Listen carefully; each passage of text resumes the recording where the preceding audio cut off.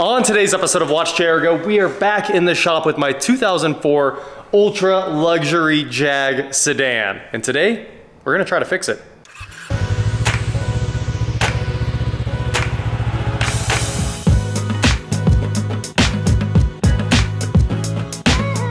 What is going on, guys? I am WatchJRGo, and when I picked this thing up about 2 weeks ago, you guys obviously loved it. I could tell from the comments and everything in the video, this is a car you guys want to see. So we are going to try to throw the transmission, my spare transmission, in it today. That is really the plan here.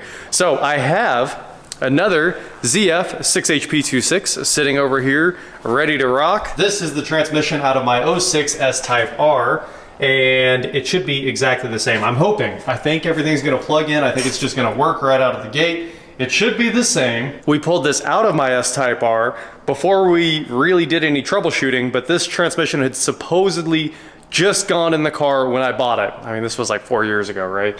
And as soon as I picked the car up, the transmission wouldn't shift. We were getting the same errors we were getting with this car, which is gearbox fault and probably incorrect ratios, which apparently happens a lot on these things. And it can be caused by low fluid. It can be caused by clutches failing. It can just be caused by quite a few different things in the car. You'll get incorrect gear ratio as a code showing you something's wrong. So after I put another transmission in the S-Type R, I realized that that transmission was probably just low on fluid. So whoever installed it had done a bad job. We didn't really do any troubleshooting. I was like, well, if it's slipping, it's trash, because I'm a GM guy, right? If a 4L60 is slipping, just put another one in it or go fix the thing. So I went and got another transmission. I drove all the way to Texas to pick that thing up, and we swapped it in, and the S-Type R was good again. It was kind of fun. Now, this should be exactly the same. No supercharger, obviously, but we're gonna go ahead and lift this thing up, pull the old transmission out, put that one in here, and you know what? We might actually start with a little bit of troubleshooting on this. What if we put fluid in it? We might lift this thing up, take a look at the fluid, see how much fluid comes out of the transmission, and kind of go from there. So let's get it in the air. Also, Dana at Luxury Imports did the initial diagnosis on this and said that the customer didn't want to pay for like a deep diag on the transmission, so they didn't try checking the fluid or dumping fluid out of it. Because it's supposed to be a sealed unit, obviously. They're not supposed to leak, but the mechatronic seals on these do leak a lot, I think, and once that leak starts, they eventually just dump all their fluid out. So we're gonna see what we can find today. Well, guys, we lifted the Jag up, and within a half a second, we could tell that it has clearly leaked all of its fluid out, and I don't think it's coming from the mechatronic seal or the pan, even though the entire pan all the way around here is wet. I hope you guys can see just how shiny that is there. It looks like the transmission cooler lines are probably leaking from their crimp. In fact, it looks like it is leaking from that crimp right there. Let's get some light in there. Oh yeah, the lines are just covered in transmission fluid. Look how wet they are all the way up. You can see they're covered in dirt, fluid. Those lines have been leaking for years. So those are 100% the cooler lines. They come into the 6HP right there. You can see those two little things. One little tin holds on that clip, and then they pop right out of the side. So what we're gonna do is drain this. Let's take a look and see just how bad it is. All we have to do is pull that little plastic pan drain right there, and we're gonna dump it all the way down, and then you can see that the fill port looks brand new. So somebody may have messed with it before, but we're gonna fill it back up with some Valvoline Max Life. If you didn't know, Valvoline Max Life does meet the Pentosin spec. You're supposed to run Pentosin fluid in these, but most people actually do convert over to Max Life ATF because it's just a really good fluid in general. And secondly, like, this stuff's not special anymore. When Pentosin was the recommended fluid, 6 speeds had just come out. This was cutting edge technology. It's 20 years old. Valvoline Max Life or Motul ATF meets the spec. I don't have any Motul ATF, so we're gonna have to run to O'Reilly's and get what we can get. So we're gonna go buy some fluid. First of all, let's open the pan up and see how bad the fluid looks. People just keep crying about us not opening the fill ports before doing the drain, but my take is, like, we're in trouble no matter what when we do these things, so I'm not too worried about doing them in that order. I get if you're working on your own stuff at home, sure, but we're not. We're working on stuff that doesn't have to run again generally. So Eric is checking the fill port there real quick. It's taking a swivel and a 1/4 inch drive, 8mm, and then a 1/4 inch swivel, and then a 1/4 inch ratchet to pull that fill port out. The drain came loose immediately. I'm sure I can get that up. Might have to use an Allen wrench. Yeah. That is always an option. It's just a pain. This is how you get covered in transmission fluid here. Don't ruin that shirt. It's a good shirt. Straight out of Alaska. Matches my tag. Come on. I just loosened it. Oh, the laws of science. As soon as I got the fill port loosened, it sucked back tight. I don't know if that's how that works, but that is how it works. Math wasn't my subject. Okay. Stay loose. Let's see what happens. I'm trying not to keep the ratchet in here so I don't get everything covered in transmission fluid, you know, but... All right, she's moving. It's just dry because it's so... It's not moving. It's because it has like little plastic fingers that kind of retain this thing, you know, so that it doesn't back out on you out on the road. Oh, there it goes. Okay, I'm gonna try to hold it in here and let's see if we can get a little bit of a sample of this fluid. See what it smells like too. Gonna make a mess.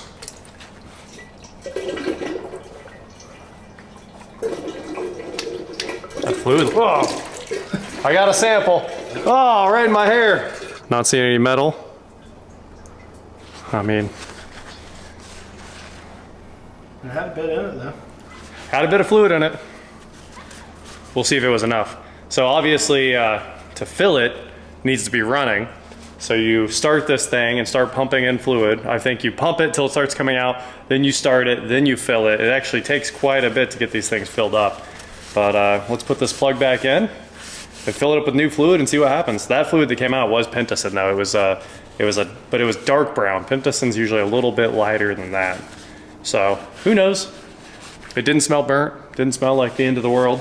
I guess we might as well spend 20 bucks on fluid before we do all this work, because it'll take 2 or 3 hours to swap this transmission, I'm sure. And we are here at O'Reilly's to get a gallon of Max Life. Hopefully the Jag just runs after that. It might. We might fix it for $24. All right, thanks guys. Welcome, you guys have a good night. We'll see you later. This guy's O'Reilly's. So the fluid spec on this thing is 10 quarts. And you guys know we didn't get anywhere near 10 quarts out of that transmission. We might have gotten like 3 because it was done in 2 seconds or something like that. So now we're back with 2 gallons. Hopefully with this plus the converter fill that's already in there, we might have just fixed this car. It did cost $68 though, not $25. All right guys, we are pumping the fluid in here. Unfortunately, I don't have the little screw-in adapter, so we gotta just shove the hose in there, and you gotta go up and then in and a little towards the front, and you can get the hose in underneath what's probably the transmission filter in there. So I'd say we're about halfway through one bottle here. Well, let's find out. Getting close to halfway.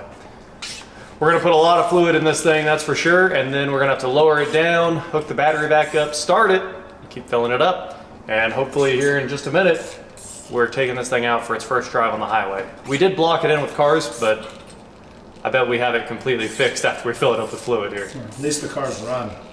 Yeah, every car that's in its way runs. Yeah. We've been buying a lot of running cars lately. It's pretty crazy. Yeah. Apply park brake. I don't know why it wants us to apply the park brake so badly. I know. But there's no longer a gearbox fault. So there's literally no lights on the dash because we cleared the codes. We do have a headlight that's kind of flickering a little bit, but I think all headlights are working. And it actually looks like these headlights might steer. Let's find out here real quick. It's tough to tell, there's street lights here. But the battery's on the fritz. Oh, the battery is hurting for sure. We did start it on the jump pack, but a bunch of low voltage codes. We had like 57 codes, or you know, the normal amount for a German car or whatever you want to say. Jag is English, German, Ford. It's a Ford. But we cleared the codes, and I wish it would stop saying park brake fault on the dash. But other than that, this thing is driving down the road perfectly, and it does appear that we have all 6 speeds. Let's go ahead and put the J shifter. I gotta say J shifter. It does look like a J. It does look like a J. There's 4th, 3rd, 2nd. Dude, It's downshifting perfectly. Did we leave the jump pack on the battery? There is a chance the jump pack's in the trunk. We should go and hook that. Yeah, I was gonna say before we start a fire. Yeah. So that's why this guy's looking at us. He's like, "Hey, you're on fire." Yeah. All right, I'm gonna pull over here and we're gonna unhook the jump pack real quick. He said fuego though. Yeah, you're on fuego. I put it away and I forgot all about it. That's what happened. All right. That will happen. It happens to me too much. I was just thinking when we were driving, I was like, I wonder if it's mad about the no-co being left on it. Right? Nope, it just needs driven. All right. She has been sitting For almost a year, I think, because that guy had pulled it behind his house, like where you would normally put your trash cans, and kind of buried the car. Oh, he's in the mud, yeah. Yeah, so I don't think he'd driven it in forever. So it has a pretty recent battery in it. I think if we just keep driving it around a little bit, keep a little bit of RPM in it, you can see the lights are flickering a little bit, but we should be able to get this battery charged and back to life. It's driving great. Yeah. All right, we're in sport, traction's off. Should I stop? Should we try to do a rolling burnout with this V8? See if we can just break it. It might break, but. This is like a luxury sedan. You're supposed to treat it with some luxury. This is luxury. It's called tire smoke. Oh, I had to, yeah, I couldn't fit in it. You're good. Here we go.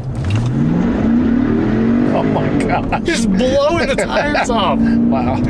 It's not quick. No, but this car's 50. This car's huge. 60. That's not bad. 70. 80. Do you remember yesterday in the Mercedes? Oh, yeah, the Mercedes did it in a quarter of that time. but your luck's running out. Oh, yeah, you're right. Like, we can't push it too hard here. Yeah. All right, DSC's back on. That headlight's freaking out, guys. Freaking out. All right, we'll go up one more block. That way we can just drive it for like 20 minutes. But it was already all the way up to temp because we had it idling the whole time we were filling it up with fluid.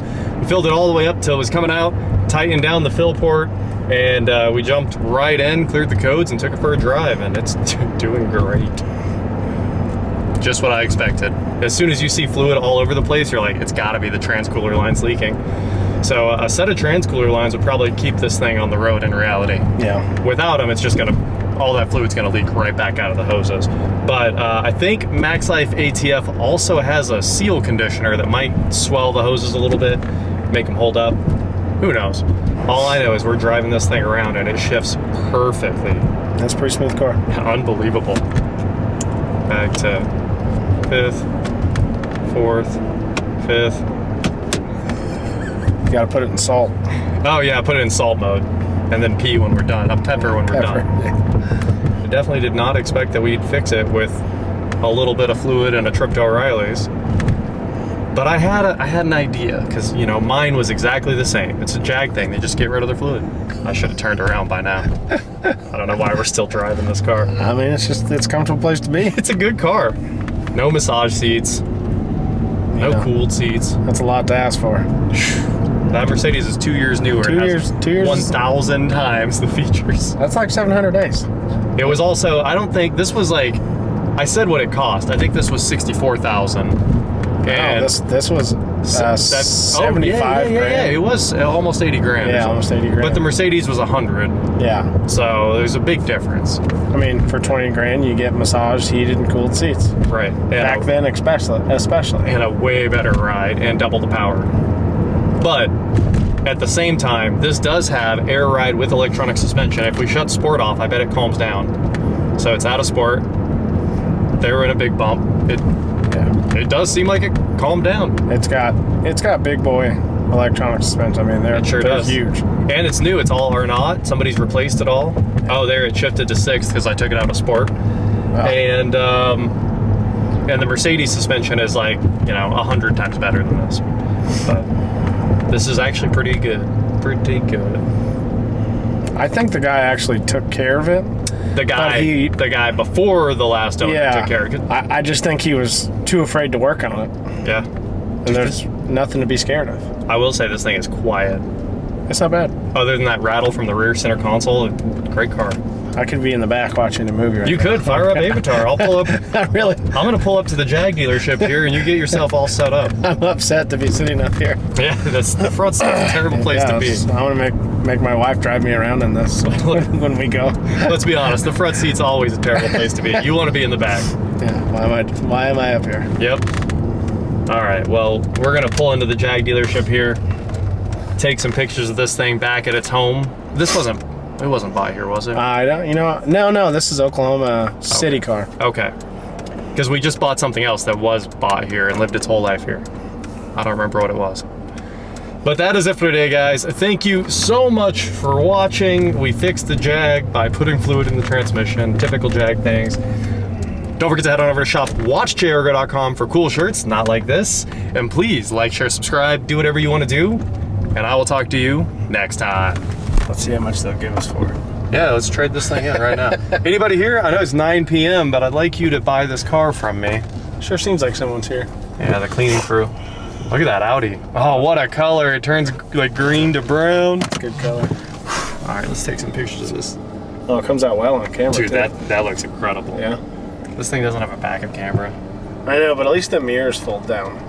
Oh, yeah, they do. You can see how brown that turned in the headlights. Lights, yeah. That's pretty cool. I think this is what you're supposed to do at the Jag dealership, is fire up the DVD player, get Avatar rolling. Interesting. There's a nice cabin lights hiding under the little leather handle. Like an ambient light over. Yeah, it's super nice. All right, we'll just crank up the volume here. You're supposed to be driving me around. I don't know what I did. No, I just wanted to get the DVD going for you, make sure everything was good. Yeah, I guess that's what a driver's supposed to do. That's it. And then we just hit enter. And it should be playing. There you go. Great success. Well, how's your movie? It's good. It's much better back here. I bet it is. I have no idea what's going on. It's just a nice place to be. After we set and unset the parking brake, we now have every error cleared on the dash of the XJ8. How was your movie, sir? Not bad, not bad. Okay, good. That's good. Thank you for taking me to Jaguar to get the service done. I did just that. The Vanden Plas is finished. I don't think there's anything else for us to do on this car other than air up the tires and That kid buy it. let my sister drive it. Yeah, or that kid. Yeah, it's like I forgot. Some kid just said he wanted to buy it. We were just talking about how everyone's gonna be saying that we needed to change those cooler lines on the transmission, but there's no chance. There's no chance I would do that. If it was my car, I would just put transmission fluid in it every 6 months. It's not even a leak that appears in the concrete when those things are leaking, because it soaks the hose and then it just drips once in a great while it's coming down the road. It is literally the easiest leak to deal with. So just put transmission fluid in it. It costs you basically nothing versus the terrible job that's changing those cooler lines. So we're just gonna drive it.